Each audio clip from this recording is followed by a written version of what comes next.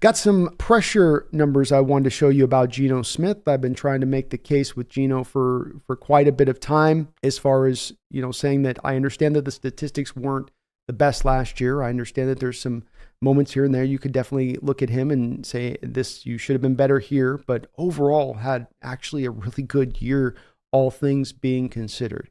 And we've shown this in a couple different ways, like the Seahawks offensive line being rated at the 28th rate in the National Football League. And that's been pretty consistent with what Geno's been dealing with mainly the past couple of years.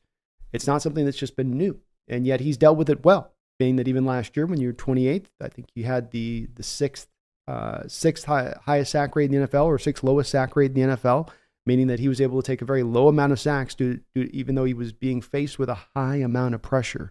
And when he was sacked, this particular chart here, which I know has a lot of different numbers and statistical points being shown all over the place, the place to really lock in on here on this chart is not the final column to the right, but the second to final column over on the right side. And what that percentage is showing you is the quarterback's percentage of responsibility in taking the sacks they took. This is not avoiding sacks. This isn't about the pressure rates. This is about, okay, you've taken the sacks. Now how much responsibility is actually on that QB? Did he hold the ball too long? Is that what it is? Is there something he should have done there that he didn't do? And when you look at these numbers, as you go down, and Josh Allen, 20%, we got Patrick Mahomes up at 20%. But then you'll notice Geno Smith's over here. He's about the sixth guy down at 6%. You can see a young quarterbacks on here like Jalen Hurts have a tendency to hold the ball a long time, right? Not a shocker there. So when you see Jalen Hurts up at 23%, you go, yeah, he's holding on to the ball. He's not as quick as getting through his reads as a younger player. And then when we go down lower on the chart, we see Russell Wilson at 24%. I go, well, yeah, Russ did have a bit of a tendency to hold on to the ball. So he would probably, when he does take those sacks, have a higher rate of those sacks, higher percentage of those sacks on his particular shoulders.